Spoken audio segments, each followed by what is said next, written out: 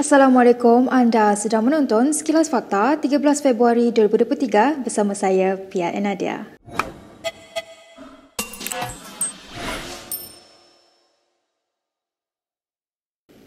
Ahli Parlimen Muar Syed Saddiq Syed Abdul Rahman dijangka akan menamatkan zaman bujangnya sebelum PRU 16. Naib Presiden PAS Idris Ahmad berkata perbualan itu tercetus selepas perasmian istiadat pembukaan mesyuarat pertama penggal kedua Parlimen ke-15 oleh Yang di-Pertuan Agong hari ini. Menyorot pertemuannya dengan bekas Menteri Belia dan Sukan itu sewaktu penggal lalu, Idris berkata Syed Saddiq ketika itu baru sahaja menamatkan pengajiannya di UIA. Sambil mendoakan semoga urusan Syed Saddiq mendapat jodoh dipermudahkan, Idris berkata jejaka kacak sepertinya harus cepat berkahwin.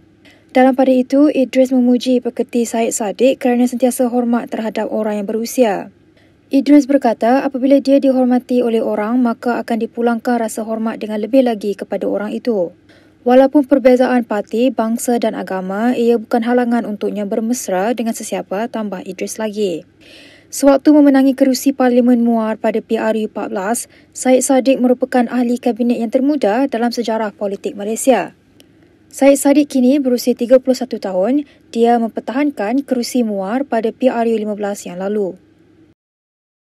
Bekas Timbalan Presiden PKR Muhammad Azmin Ali mengumumkan berehat seketika daripada politik.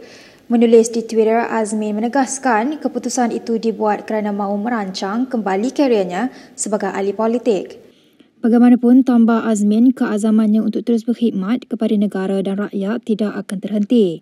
Ketua Penerangan Perikatan Nasional itu merupakan penyandang kerusi Parlimen Gombak sehinggalah tewas pada PRU 15 yang lalu. Azmin tewas kepada Menteri Besar Selangor Amiruddin Syari dengan majoriti hampir 13,000 undi. Azmin meninggalkan PKR bersama 10 ahli parlimen lain dalam gerakan politik yang digelar Langkah Sheraton sehingga menumbangkan kerajaan PH ketika itu. Ahli Majlis Pimpinan Tertinggi Bersatu itu kemudian dilantik Menteri Kanan di bawah pentadbiran Muhyiddin Yassin. Bagaimanapun, Azmin masih adun Bukit Antarabangsa, kerusi dimenanginya dalam PRU 14 yang lalu. Sebelum ini terdapat khabar angin Azmin mungkin kembali menjadi calon Menteri Besar Selangor untuk PN dalam pilihan raya negeri yang akan datang. Sementara itu, pengumuman Azmin untuk berehat disambut segera oleh bekas partinya PKR. Bahkan PKR mencadangkan agar bekas ahli Parlimen Gombak terbabit bukan sekadar berehat untuk sementara, sebaliknya bersara terus dari politik. Timbalan Ketua Penerangan PKR Razif Rakimin berkata saranan itu dianggap wajar kerana kredibiliti Azmin kini telah rosak. Dalam satu kenyataan, Razif menegaskan Azmin dibelenggu pelbagai isu yang membayanginya sebelum ini. Razif juga percaya rakyat tidak akan memberikan kepercayaan kepada pengkhianat sepertinya walau Azmin berkali-kali melakukan riset politik. Razif juga menganggap apa yang berlaku ke atas Azmin adalah pembalasan atas langkah politiknya sebelum ini. Razif berkata demikian susulan laporan yang menyebut Azmin mahu berehat seketika daripada membabitkan diri dalam politik secara aktif. Tambah Razif lagi, tindakan diambil Azmin itu menunjukkan dia tidak bertanggungjawab kerana masih seorang adun. Untuk rekod, sehingga kini Azmin masih merupakan adun Bukit Antarabangsa. Pengumuman Azmin dibuat beberapa ketika selepas dia dilihat berdiam diri ekoran kegagalannya mempertahankan kerusi Parlimen Gombak. Kita ke berita seterusnya. Bekas ahli MKT UMNO Tajuddin Abdul Rahman berpendapat pergantungannya selama 6 tahun oleh parti kerana mereka yang berkepentingan.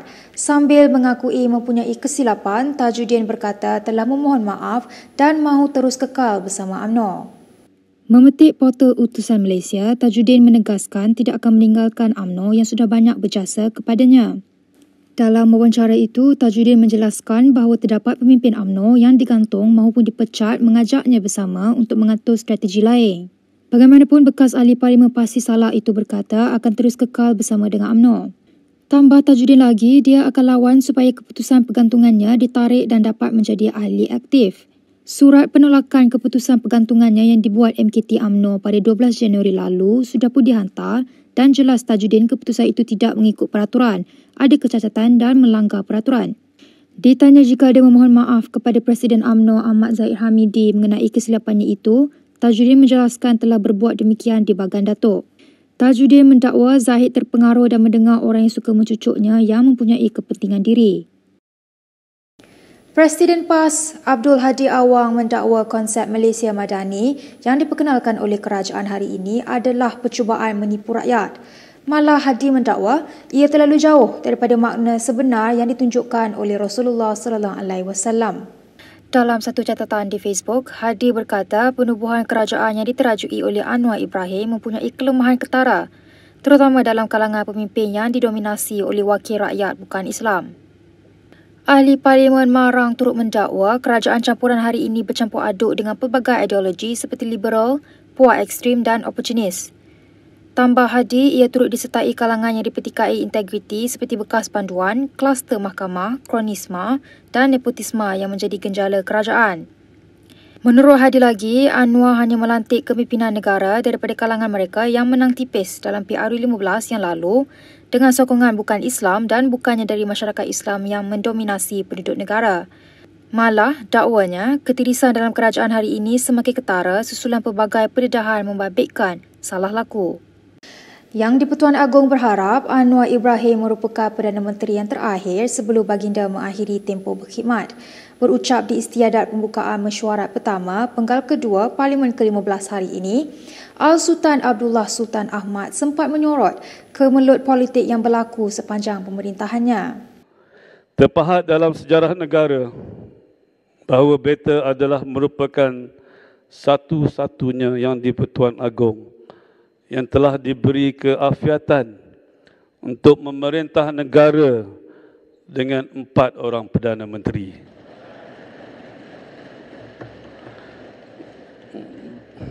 Bersama 4 jemaah menteri yang berlainan.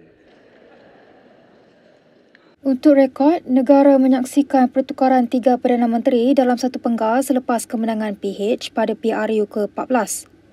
Ia bermula dengan pelantikan pengerusi PH pada 2018 Dr. Mahathir Mohamad sebelum meletak jawatan apabila menganggap sudah tidak mendapat sokongan majoriti di Parlimen kesan langkah Sheraton pada akhir Februari 2020. Menurut Al-Sultan Abdullah, selepas berakhirnya PRU ke-15, baginda membuka ruang seluas-luasnya kepada ahli Parlimen untuk bermuafakat serta mencari kesepakatan demi negara. Titah baginda, langkah itu perlu diambil dengan mengutamakan prinsip perpaduan. Setelah mengambil pendekatan yang ditetapkan oleh Perlembagaan Persekutuan pada 24 November 2022, beta telah berkenan untuk melantik Yang Amat Berhormat Datuk Seri Anwar bin Ibrahim sebagai Perdana Menteri Malaysia yang ke-10. Secara ikhlas, beta berharap Perdana Menteri yang ke-10 ini adalah yang terakhir buat beta. Sebelum beta berangkat pulang ke negeri Pahang Darul Makmur. Berikut beberapa lagi ringkasan berita untuk hari ini.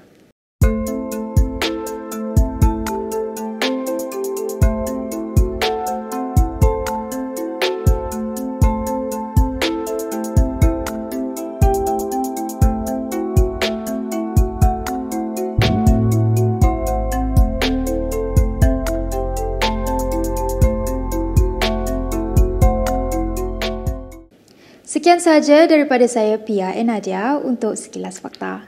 Untuk lebih banyak berita, anda boleh melayari kinitv.com. Anda juga boleh mengikuti kami di Instagram, Twitter, YouTube dan Facebook. Salam hormat dan jumpa lagi.